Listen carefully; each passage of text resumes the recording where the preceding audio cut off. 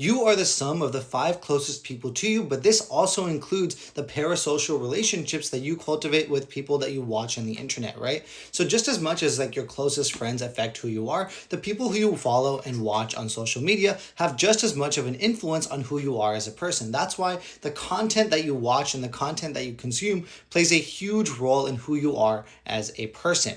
Now, you apply that same principle, right? The 5 closest people to you become who you are, right? So if you consume content that's very positive and embodies the ideal person that you want to become, then you're going to become that person. And that was true to me. Back when I used to only watch like video gaming content, like content about like anime and like shows that I was watching, that's literally who I was. All I would do was like play video games, watch anime, and watch Netflix. Like that's what I did, right? But then when I switched my content into things about how to become a better person, then that followed as well. So these are the content creators that I follow. I only really follow 3 creators, and I like actually listen to what they have to say.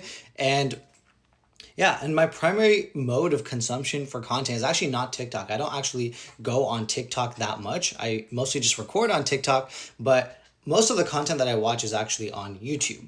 And on YouTube, I follow 3 creators. The first one is Hamza. He's like a Pakistani guy. He lives in the UK, or I guess he lives in Bali now, and he's like a big self-improvement guy. And I noticed that he gets a lot of hate on the internet, but I actually think the content that he says and the habits that he does are very useful. And honestly, ever since I started following his advice back in early 2025, I've noticed huge improvements in my own life. The second person that I watch a lot is Andrew Huberman. So he's a professor at Stanford University, and he has a podcast, and he brings people, usually scientists and authors of books that I've heard of, and he has these very long form discussions with them. So it's a podcast, right? So the Huberman Lab podcast, and they talk about things like dopamine, habits, things like that. And I found those podcast episodes to be extremely interesting.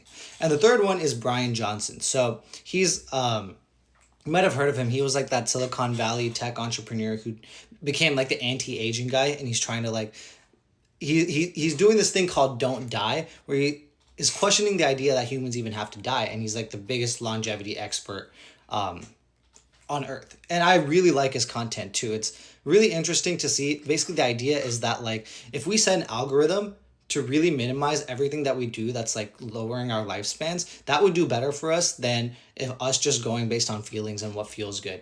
And honestly, I kind of agree with a lot of what he says. And that combination of 3 content creators that I follow really have increased my quality of life and have literally changed who I am as a person.